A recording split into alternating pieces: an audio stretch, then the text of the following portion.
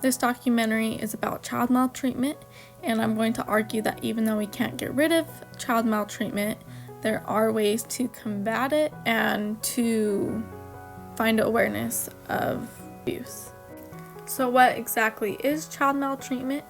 Well, it is any type of behavior towards a child that will result in harm or threat of harm.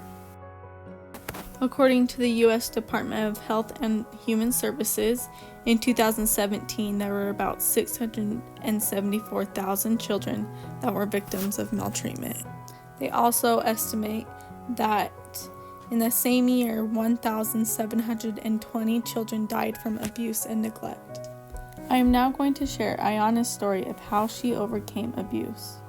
Ayana was 2 years old when she was taken into the emergency room for severe injuries. She was then later admitted into the trauma center at the hospital. The story that her parents are going with was that she tripped and fell down the stairs, even though her injuries indicated otherwise. Even though her broken bones healed, that emotional and psychological trauma was still present. With time and the aid of therapy, Ayana is doing well. She is now able to sleep at night without having any nightmares. One way our community is fighting maltreatment is the Child Justice Center. This is a safe place where children can talk to someone about the abuse that is taking place.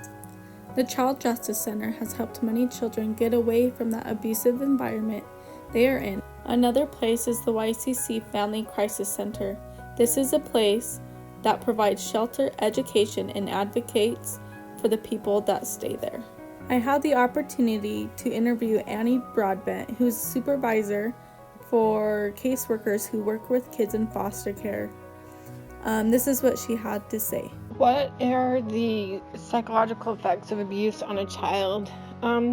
My personal experience, what I've seen, and actually I recently went to a training and they talked about abuse and neglect, and those are kind of two categories that we break things down into.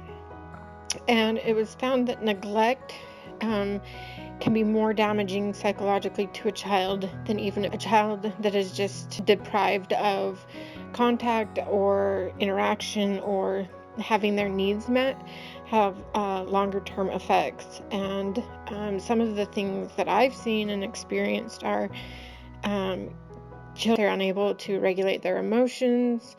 They have difficulties bonding and connecting with other people. Children, even years after like being adopted and having a supportive home, they still struggle to trust their caregiver, and their brains just function different, and it doesn't always make sense to everyone dealing with them. But the fact is, it shapes kids develop and really impact lifelong. Studies have shown that abuse and neglect follows the parents and into adulthood, and it follows people throughout their life. And so it's not a short-term thing. I think there's a lot of factors, and it impacts people differently.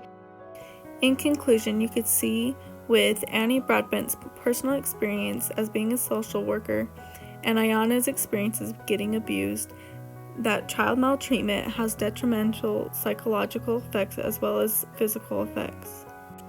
The government, as well as our communities, have tried to help prevent more instances of abuse from happening with the Child Justice Center as well as the YCC.